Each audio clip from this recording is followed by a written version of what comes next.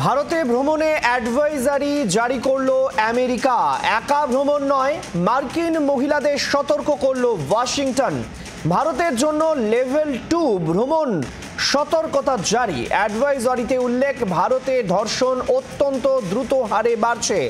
পর্যটন কেন্দ্র এবং জনবহুল এলাকায় যৌন হেনস্থা এবং হিংসাত্মক ঘটনার আশঙ্কা।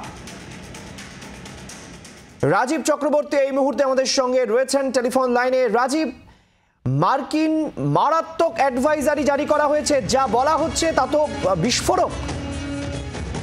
একেবারেই সৈকত, দেখো, ভারতে একা ভ্রমণ করতে মহিলাদের, বিশেষত মহিলাদের, আমেরিকান নাগরিকদের সবাইকেই সতর্ক করা হয়েছে, কিন্তু মহিলাদের বিশেষভাবে সতর্ক করা হয়েছে এবং এটিকে বলা যায় লেভেল 2 সতর্কবার্তা দিয়েছে আমেরিকা।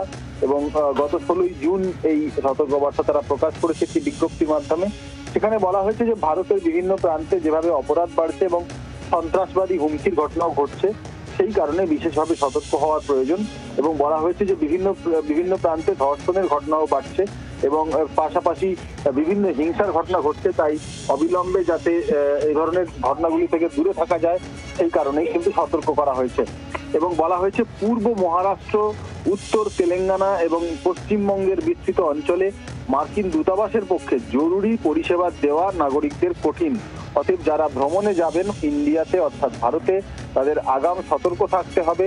জম্মু কাশ্মীর থেকে ভারত পাক সীমান্ত, মণিপুর এবং অন্যান্য এলাকায়, অন্যান্য রাজ্যে কিছু নকশাল প্রবণ অঞ্চলে যাওয়ার নিষেধাজ্ঞা জারি করা হয়েছে। বিহার, ঝাড়খণ্ড, ছত্তিশগড়, ওড়িশা এবং উত্তর পূর্বের রাজ্যগুলির রাজধানীর বাইরে কোথাও যেতে কিন্তু বলা হয়েছে যে অনুমতি নিতে হবে পাক এই ধরনের এলাকাগুলিতে যারা মার্কিন দূতাবাস রয়েছে সেই দূতাবাসের আগাম অনুমতি লাগবে। মার্কিন নাগরিকদের বীমা নেওয়া এবং ভ্রমণের আগে ভালোভাবে খোঁজ খবর নেওয়ার কিন্তু অ্যাডভাইজারি জারি করা হয়েছে। বেশ, ধন্যবাদ রাজীব। আপাতত